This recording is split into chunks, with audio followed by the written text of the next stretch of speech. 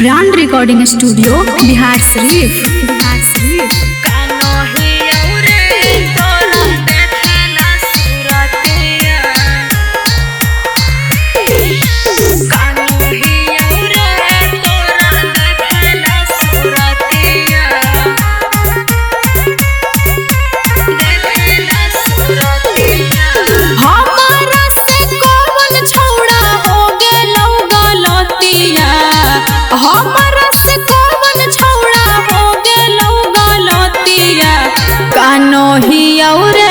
तोरा देखेला सुरतिया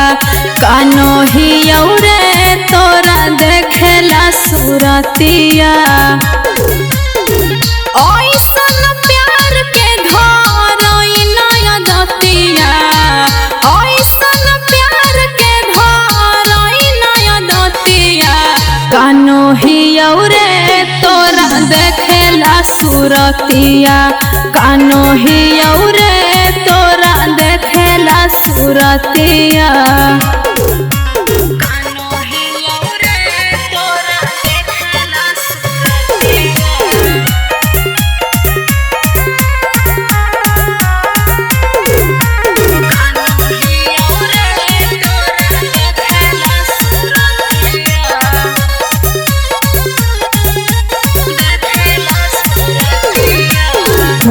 वो तोर रहकौ छौड़ा बड़ी बीजी हमारा से ज्यादा कौन होई गेलौ निजी अरे फोनामो बतावा हकौ छौड़ा बड़ी बीजी हमारा से ज्यादा कौन होई गेलौ निजी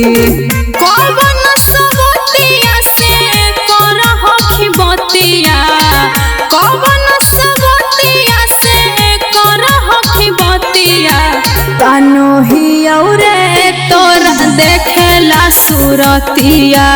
कान्हैया रे तोरा देखेला सुरतिया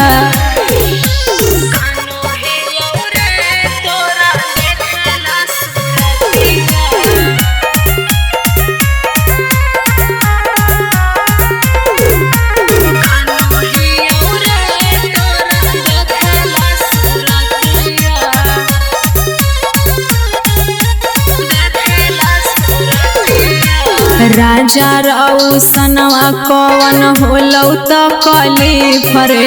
मांग हकौ तोरा से अंजलिया प्यार के भीखरे अरे राजा रौसनवा कौन होलौ त कली फरे मांग हकौ तोरा से अंजलिया प्यार के भीखरे दिन